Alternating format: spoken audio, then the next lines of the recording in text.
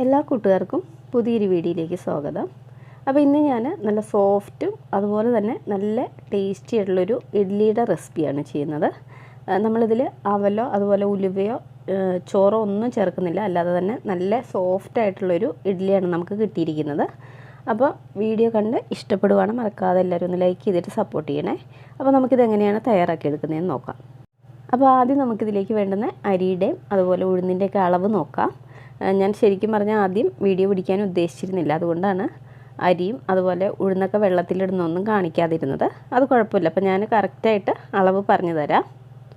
അപ്പോൾ ആദ്യം തന്നെ നമുക്കിതിലേക്ക് വേണ്ടുന്ന ഉഴുന്നിൻ്റെ അളവൊന്ന് നോക്കാം. ഇതിപ്പോൾ ഞാൻ 1 കപ്പ് ഉഴുന്നാണ് എടുത്തിരിക്കുന്നത്. ഇതൊരു 2-3 മണിക്കൂർ നന്നായിട്ടൊന്ന് കുതിർത്തെടുത്തതാണ്. പിന്നെ നമ്മൾ ഇതിലേക്ക് ഉഴുന്നെടുക്കുന്ന സമയം തന്നെ ഇത് ഒരു 4-5 പ്രാവശ്യം നന്നായിട്ട് ഇതിൽ അഴുക്ക് പോകുന്നത് വരെ നന്നായിട്ട് കഴുകിയെടുക്കുക. പിന്നീട് നമ്മൾ ഇത് കുതിർത്തതിന് ശേഷം ഈ വെള്ളം കളയാൻ പാടില്ല. ഇതെടുത്തിട്ടാണ് നമ്മൾ അരിയും അതുപോലെ ഉഴുന്നൊക്കെ അരച്ചെടുക്കുന്നത്. അപ്പോൾ ആദ്യം തന്നെ നന്നായിട്ട് കഴുകിയെടുക്കണം. അതിന് ശേഷം നമ്മൾ ഈ വെള്ളം മാറ്റി വയ്ക്കണം. പിന്നെ നമ്മൾ ഈ ഉഴുന്ന് അരച്ചെടുക്കുന്നത് ഗ്രൈൻഡറിലാണ്. അപ്പോൾ അതുകൊണ്ട് തന്നെ ഇത് നന്നായിട്ട് പതഞ്ഞ് പൊന്തി കിട്ടും. അതേസമയം നമ്മളിത് മിക്സിയിലാണ് അരയ്ക്കുന്നതെങ്കിൽ 1 കപ്പ് ഉഴുന്നിന് പകരം 2 കപ്പ് എടുക്കണം. അപ്പോഴാണ് നമ്മൾ ഉദ്ദേശിക്കുന്ന രീതിയിൽ നമ്മുടെ ഇഡ്ഡലി കിട്ടുള്ളൂ. അപ്പോൾ ആ ഒരു കാര്യം ഒന്ന് പ്രത്യേകം ശ്രദ്ധിക്കുക. ഇനി നമുക്ക് ഇതിലേക്ക് എടുത്തിരിക്കുന്ന അരിയുടെ അളവ് നോക്കാം. ഇതിപ്പോൾ ഞാൻ ഒരു 4 കപ്പ് അരി എടുത്തിട്ടുണ്ട്.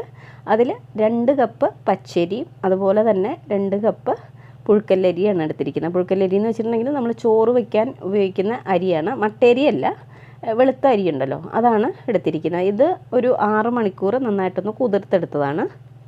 ഇനി നമുക്ക് ഈ ഉഴുന്നും അതുപോലെ അരിയൊക്കെ നന്നായിട്ടൊന്ന് അരച്ചെടുക്കണം. അപ്പോൾ രണ്ടും സെപ്പറേറ്റ് ആയിട്ട് തന്നെ അരച്ചെടുക്കുക, ഒരുമിച്ചിട്ട് അരച്ചെടുക്കരുത്. അപ്പോൾ ഞാൻ ഗ്രൈൻഡറിലേക്ക് ആദ്യം തന്നെ കുറച്ച് നമ്മൾ ഉഴുന്ന് കുതിർത്തെടുത്ത വെള്ളം ഒഴിച്ചു കൊടുത്തിട്ടുണ്ട്.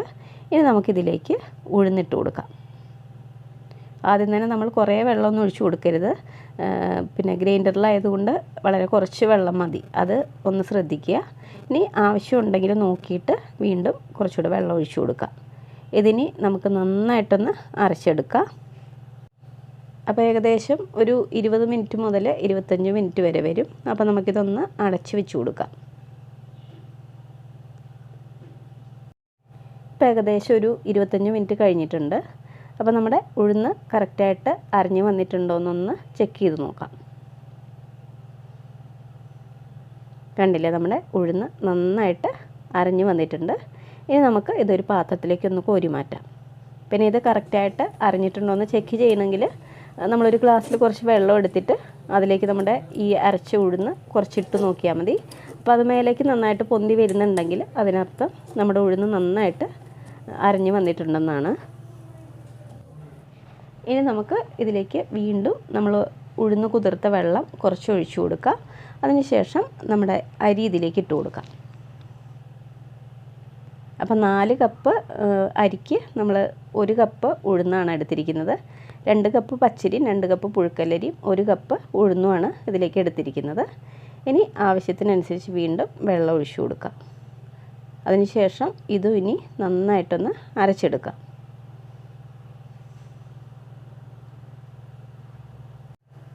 ഇനി നമുക്ക് നമ്മുടെ അരി നന്നായിട്ട് അരഞ്ഞിട്ടുണ്ടോയെന്നൊന്ന് ചെക്ക് ചെയ്ത് നോക്കാം. അപ്പോൾ നമ്മുടെ അരിയും നന്നായിട്ട് അരച്ചെടുത്തിട്ടുണ്ട്. ഇതിന് നമ്മൾ നേരത്തെ അരച്ച് വെച്ചിട്ടുള്ള ഉഴുന്നിലേക്ക് ഇട്ട് കൊടുക്കാം.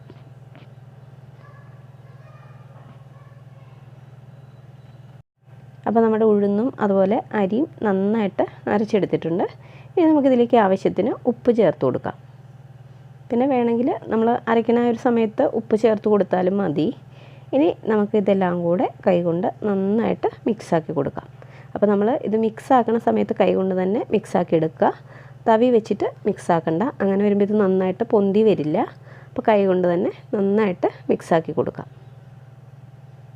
പിന്നെ നമ്മളിത് മിക്സാക്കണ സമയത്ത് വെള്ളം ആവശ്യമുണ്ടെങ്കിൽ നോക്കിയിട്ട് ചേർത്ത് കൊടുക്കുക. നമ്മുടെ ഈ ഒരു ബാറ്റർ കുറേ ലൂസായി വരാനും പാടില്ല, അതുപോലെ കുറേ തിക്കായിട്ട് വരാനും പാടില്ല. അങ്ങനെ വരുമ്പോൾ നമ്മുടെ ഇഡ്ഡലി കറക്റ്റായിട്ട് കിട്ടില്ല. അപ്പോൾ അതൊന്ന് ശ്രദ്ധിക്കുക. പിന്നെ ഞാൻ ഈ ഒരു സമയത്തിന് ഇതിൽ വെള്ളമൊന്നും ചേർത്ത് കൊടുക്കുന്നില്ല. ഇനി അഥവാ വെള്ളത്തിൻ്റെ ആവശ്യമുണ്ടെങ്കിൽ പിറ്റേ ദിവസം നോക്കിയിട്ട് നമുക്ക് ചേർത്ത് കൊടുത്താൽ മതി. ഇതിപ്പോൾ ഞാൻ എല്ലാം കൂടെ നന്നായിട്ട് കൈകൊണ്ട് മിക്സാക്കി എടുത്തിട്ടുണ്ട്. ഇനി നമുക്കിത് അടച്ച് വയ്ക്കാം. അപ്പോൾ ഞാനിത് ഓവർനൈറ്റാണ് വെക്കുന്നത്. അപ്പോൾ നമ്മൾ മിക്സാക്കുമ്പോൾ കൈ കൊണ്ട് തന്നെ മിക്സാക്കി എടുക്കാൻ ശ്രദ്ധിക്കുക. പിന്നെ നമ്മുടെ ഈ ഒരു ബാറ്ററിൽ നമ്മൾ അഥവാ വെള്ളം പോരാകിയുണ്ടെങ്കിൽ പിറ്റേ ദിവസം വെള്ളം ചേർത്ത് കൊടുക്കുമല്ലോ. അപ്പോൾ ആ ഒരു സമയം നമ്മൾ നേരത്തെ ചേർത്ത് കൊടുത്ത ഉഴുന്ന് കുതിർത്തെടുത്ത വെള്ളം തന്നെ ചേർത്ത് കൊടുക്കുക. അപ്പോൾ നമ്മൾ തലേ ദിവസം ഈ വെള്ളം നേരെ ഫ്രിഡ്ജിൽ എടുത്ത് വെച്ചാൽ മതി. ഇനി അഥവാ ഈ വെള്ളം തികഞ്ഞില്ലെങ്കിൽ നമ്മൾ ഗ്രൈൻഡർ കഴുകിയിട്ട് കുറച്ച് വെള്ളം കിട്ടുമല്ലോ. അപ്പോൾ ആ വെള്ളം നമ്മൾ തലേ ദിവസം ഫ്രിഡ്ജിൽ എടുത്ത് വെച്ചിട്ട് പിറ്റേ ദിവസം ഇതിൽ ചേർത്ത് കൊടുത്താൽ മതി. അല്ലാതെ നമ്മളിതിൽ പച്ചവെള്ളം ചേർത്ത് കൊടുക്കണ്ട. ഇതിപ്പോൾ പിറ്റേ ദിവസമായിട്ടുണ്ട്. അപ്പോൾ നമ്മുടെ മാവൊക്കെ നന്നായിട്ട് പൊന്തി വന്നിട്ടുണ്ട്, നിങ്ങൾക്ക് കാണുമ്പോൾ തന്നെ അറിയാം.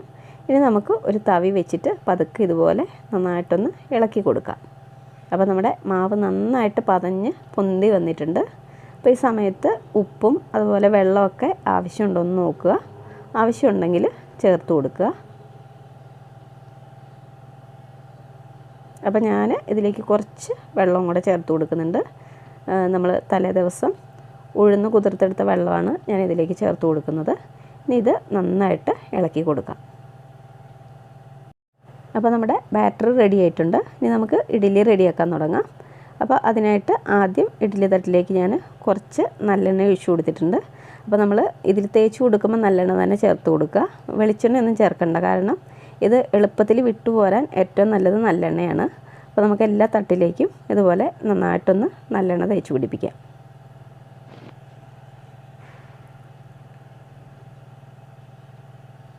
ഇനി നമുക്കിതിലേക്ക് ഓരോന്നായിട്ട് ഇഡ്ഡലി മാവ് കോരി ഒഴിച്ചു കൊടുക്കാം. അപ്പോൾ എല്ലാ തട്ടിലും ഇതുപോലെ നമുക്ക് മാവ് കോരി ഒഴിച്ചു കൊടുക്കാം.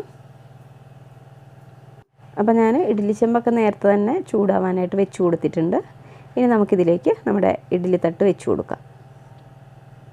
അതിനുശേഷം ഇത് അടച്ച് വെച്ച് കൊടുക്കാം. എന്നിട്ട് തീ ഹൈ ഫ്ലെയിമിൽ തന്നെ ഇട്ടിട്ട് ഒരു 8 മിനിറ്റ് മുതൽ 10 മിനിറ്റ് വരെ ഇതൊന്ന് ആവി കയറ്റിയെടുക്കാം. അപ്പോഴേക്കും ഇത് കറക്റ്റായിട്ട് വെന്ത് കിട്ടും. ഇപ്പോൾ ഏകദേശം ഒരു 10 മിനിറ്റ് ആയിട്ടുണ്ട്. അപ്പോൾ നമുക്ക് മൂടി ഒന്ന് തുറന്ന് നോക്കാം. അപ്പോൾ നമ്മുടെ ഇഡ്ഡലിയൊക്കെ നല്ല കറക്റ്റ് പാകത്തിന് വെന്തിട്ടുണ്ട്. ഇനി അഥവാ സംശയം ഉണ്ടെങ്കിൽ ഒരു സ്റ്റിക്ക് വെച്ചിട്ടൊന്ന് കുത്തി നോക്കിയാൽ മതി. അപ്പോൾ സ്റ്റിക്കിൽ ഒട്ടി പിടിക്കുന്നില്ലെങ്കിൽ അതിനർത്ഥം ഇത് നല്ല കറക്റ്റ് പാകത്തിന് വെന്ത് വന്നിട്ടുണ്ടെന്നാണ്.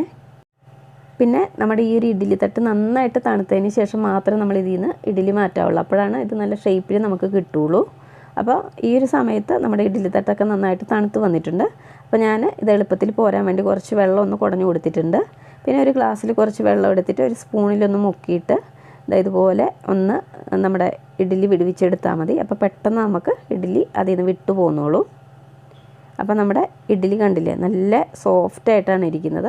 അപ്പോൾ ഇതുപോലെ നമുക്ക് ബാക്കിയുള്ള ഇഡ്ഡലിയും കൂടി ഒന്ന് ഇതിൽ നിന്ന് റിമൂവ് ചെയ്തെടുക്കാം. അപ്പോൾ നിങ്ങൾക്ക് ഈ ഒരു ഇഡ്ഡലി കാണുമ്പോൾ തന്നെ മനസ്സിലാവുന്നുണ്ടാവും ഇത് എന്തോരം സോഫ്റ്റ് ആണെന്നൊക്കെ. അതുപോലെ തന്നെ കാണാനൊക്കെ ആണെങ്കിലും നല്ല ഭംഗിയാണ്, പ്യുവർ വൈറ്റ് ആയിട്ടാണ് ഇരിക്കുന്നത്. അപ്പോൾ നല്ല സോഫ്റ്റും അതുപോലെ ടേസ്റ്റി ആയിട്ടുള്ള നമ്മുടെ ഇഡ്ഡലി ഇവിടെ റെഡി ആയിട്ടുണ്ട്. അപ്പോൾ ഇഡ്ഡലിയൊക്കെ ഉണ്ടാക്കിയിട്ട് ശരിയാവാത്തവരാണെങ്കിൽ ഈ ഒരു രീതിയിൽ തീർച്ചയായിട്ടും ഒന്ന് ട്രൈ ചെയ്ത് നോക്കുക. അപ്പോൾ ഞാൻ ഇതിൽ ഒരെണ്ണം എടുത്തിട്ടൊന്ന് കട്ട് ചെയ്ത് കാണിക്കാം. കണ്ടില്ലേ, ഇതിൻ്റെ ഉൾവശമൊക്കെ നല്ല സോഫ്റ്റായിട്ടാണ് ഇരിക്കുന്നത്. നമ്മളിപ്പോൾ ഇത് സോഫ്റ്റ് ആവാനായിട്ട് ഇതിൽ ഉലുവയോ അതുപോലെ അവലോ ചോറോ ഒന്നും ചേർത്തിട്ടില്ല. അല്ലാതെ തന്നെ ഇത് നല്ല സോഫ്റ്റായിട്ട് കിട്ടിയിട്ടുണ്ട്. അപ്പോൾ എല്ലാവരും തീർച്ചയായിട്ടും ഒന്ന് ട്രൈ ചെയ്ത് നോക്കുക. വീഡിയോ ഇഷ്ടപ്പെട്ടാൽ ലൈക്ക് ചെയ്യുക. അതുപോലെ ആദ്യമായിട്ട് എൻ്റെ ചാനൽ കാണുന്ന കൂട്ടുകാരനെ ഒന്ന് സബ്സ്ക്രൈബും കൂടെ ചെയ്തിട്ട് സപ്പോർട്ട് ചെയ്യണേ. അപ്പോൾ അടുത്ത നല്ലൊരു വീഡിയോയുമായി കാണുന്നവരെ ബൈ.